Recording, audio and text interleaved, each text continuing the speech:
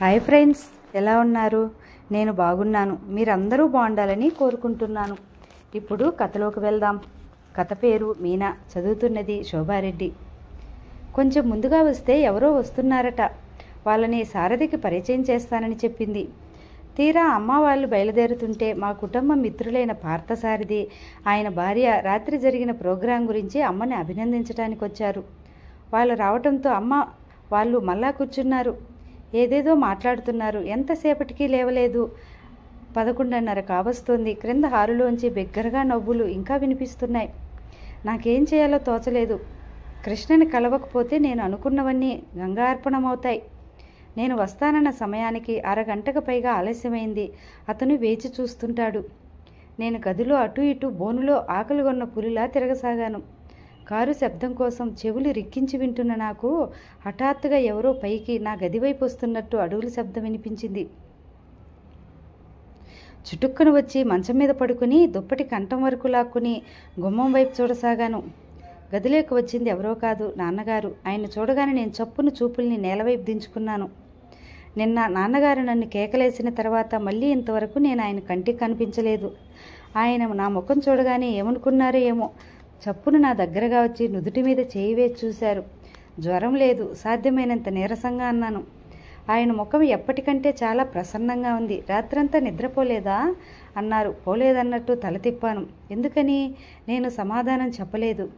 రాజు పెళ్లి ఎలా తప్పించాలని ఆలోచన. ఆయన స్వరం గమ్మత్తుగా ఉంది. అవును, మొండిగా చూస్తూ అన్నాను. ఆ ఆలోచనలన్నీ మానే. నేను రాత్రే కమల పేరట ఉత్తరం రాశాను. రాజు పెళ్లి ఆ లగ్నానికి అయిపోతుంది. అసంభవం, దృఢంగా అన్నాను. ఏమిటి నీకంత నమ్మకం? రాజు నా మాట వింటుంది. పందెం కడతావా? ఎంత? నవ్వుతూ అడిగారు. 25,000. 25,000? అవును, 25,000. నేను చిన్నప్పటి నుంచి మంచి హోదాతో పెరిగాను. నేను ఏ పని చేసినా హోదాకు తగినట్టుగా ఉండాలి అని మా అమ్మ ఎప్పుడూ అంటూ ఉంటుంది. గెలుస్తావన్న నమ్మకమేనా నీకు? పందెం కట్టి చూడండి, మీకే తెలుస్తుంది. సరే అయితే ఒప్పుకున్నట్టేనా? మరి నువ్వు ఓడిపోతే? నేను ఇస్తాను. ఎట్లాగో ఇస్తాను. మీ డబ్బులోంచి మాత్రం కాదు, సరేనా? ఆయన దీర్ఘంగా నా వైపు విచిత్రంగా చూశారు. చివరికి తల ఊపుతూ సరే అన్నారు. మాట తప్పకూడదు మరి. ఆ మాటను నువ్వే జ్ఞాపకం పెట్టుకోవాలి. నాన్నగారు గుమ్మం దాటి వెళ్ళిపోతుండగా వెనక నుండి నాన్నగారు అంటూ గారంగా పిలిచాను. ఆయన ఏమిటన్నట్టు వెనక్కి తిరిగి చూశారు. తెలుసో తెలియకో నేనేదైనా మీకు బాధ కలిగిస్తే నన్ను క్షమించండి. ఆయన క్షణం సేపు నా వైపు పరీక్షగా చూశారు. తర్వాత నిదానంగా మృదు గంభీరంగా ఇలా అన్నారు. చూడు మీనా, నువ్వు నిజంగా తెలియక చేసినట్టయితే నా క్షమాపణ నీకెప్పుడూ ఉంటుంది. కానీ తెలిసి కూడా తెలియనట్టు నటిస్తే మాత్రం నాకు రెట్టింపు బాధ కలుగుతుంది. నువ్వు ఏ పని ఏ ఉద్దేశంతో చెప్పేది నాకు ఇట్టే తెలిసిపోతుంది. నేను లాయర్ని అన్న సంగతి మర్చిపోకు ఎప్పుడు అనేసి వెళ్ళిపోయారు. నాన్నగారు అలా మామూలుగా మాట్లాడేసి వెళ్ళిన తర్వాత నా గుండెల మీద నుంచి పెద్ద బరువేదో దించినట్టుగా తేలికగా హాయిగా అనిపించింది. కానీ ఆఖరులో నాన్నగారు అన్న మాటలు నాకు వెంటనే అర్థం కాలేదు. చాలాసేపటి వరకు వాటిని గురించే ఆలోచిస్తూ ఉండిపోయాను. అమ్మ వాళ్ళు 11:30 దాటుతుండగా చివరికి ఎలాగైతేనేం లేచి వెళ్లారు. కారు వెళ్ళిపోయిన శబ్దం, గేటు మూసిన శబ్దం చెవులు రిక్కించి విన్న నేను ఒక్క ఉదుటనే లేచి చెప్పులు వేసుకున్నాను. టేబుల్ మీద పెట్టి ఉన్న బ్యాగ్ లాక్కుని మెరుపులా క్రిందకొచ్చాను.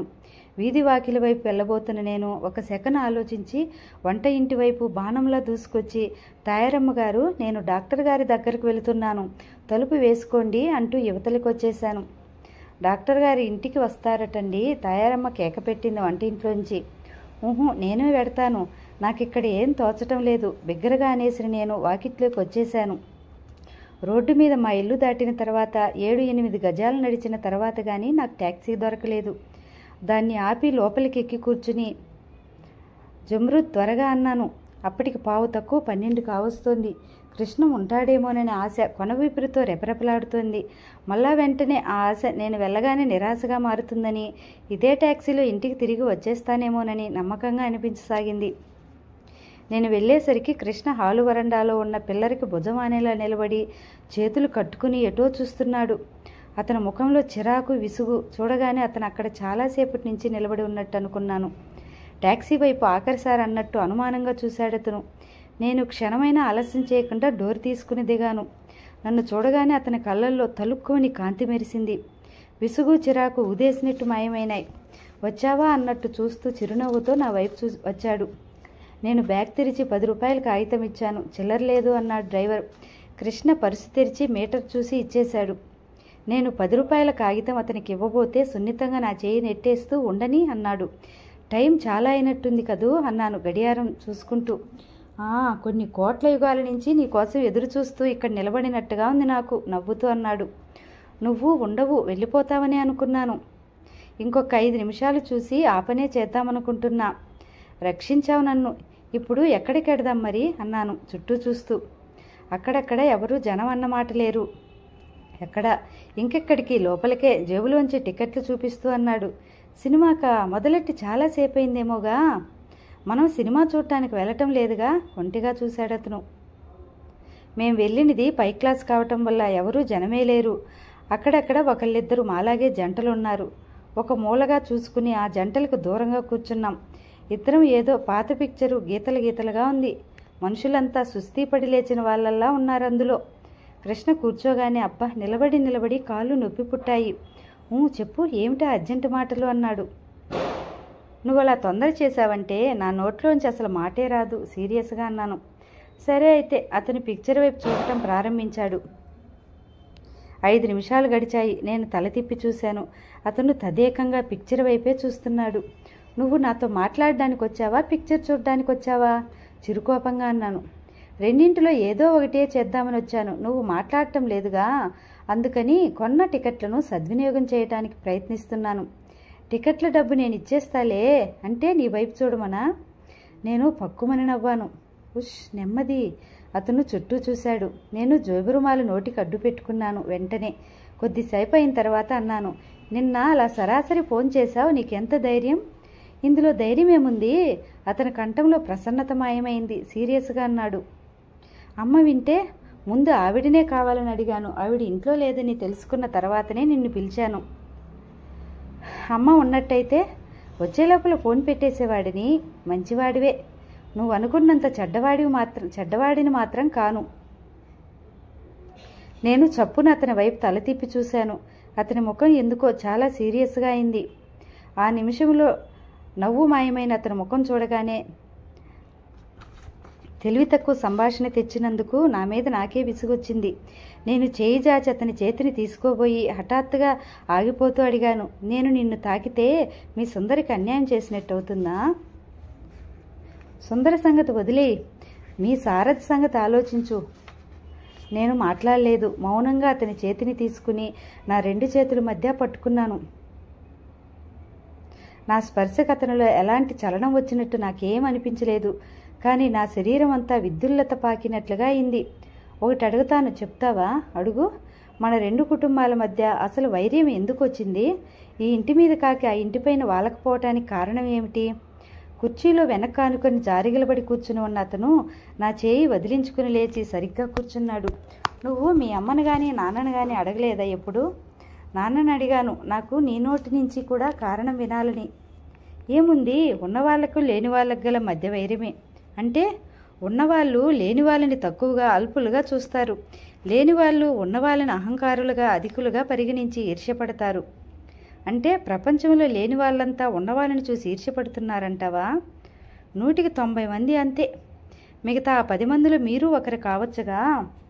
ఆ సంగతి మీ అమ్మ ఒప్పుకోదు. దీనికంతటికీ మా అమ్మే కారణం అంటావు, అవునా? అతను సమాధానం చెప్పలేదు, మాట్లాడలేదు. ఏం మాట్లాడను? మాట్లాడవే. నువ్వు అసలు మా ఇంటికి ఎందుకు వచ్చావు? మా ఇంటికి రావడం కూడా మీ అమ్మకి ఇష్టం లేదు. అలా ఏవేవో మా మధ్య సంభాషణ జరిగింది. అసలు విషయమే చెప్పలేదు నేను. మళ్ళా సమాధానం చెప్పాను. కానీ అతను సరే ఉత్తరం రాయి అన్నాడు. ఇప్పుడు కాదులే, నీ మీద బాగా కోపం వచ్చినప్పుడు రాస్తాను. నేను రాస్తాను సారథికి ఆకాశరామన్న ఉత్తరం. ఏమని?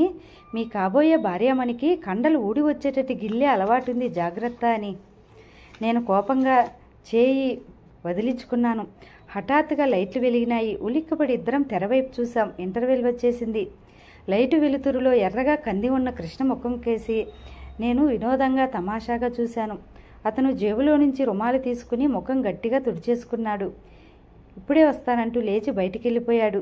నాకేమిటో అందమైన కలలో నుంచి ఒక్కసారి లేచి కూర్చున్నట్టుగా ఉంది. కృష్ణ ఎదురుగా ఉంటే నాకింత అతివాగుడు వస్తుంది ఎందుకు? అతని మాటలతో రెచ్చగొట్టు బుద్ధేస్తుంది. కవ్వించి కవ్వించి ఆట పట్టాలనిపిస్తుంది.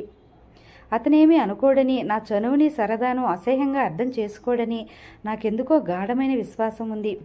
ఇంత ఫ్రీగా నవ్వుతూ తుల్లుతూ నేను ఇంతవరకు ఎవరితోనూ మాట్లాడిన జ్ఞాపకం లేదు. కృష్ణ విషయంలో ఎందుకు ఇలా అవుతుంది?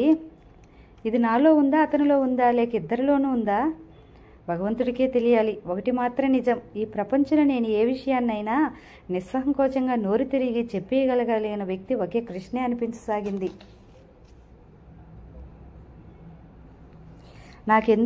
నాకెంతో ఇష్టం ఏర్పడిన ఈ కుటుంబానికి నా మూలంగా ఏదో ఒక రకంగా ఉపకారం జరగాలనే తహతహని నేను ఆపుకోలేకుండా ఉన్నాను.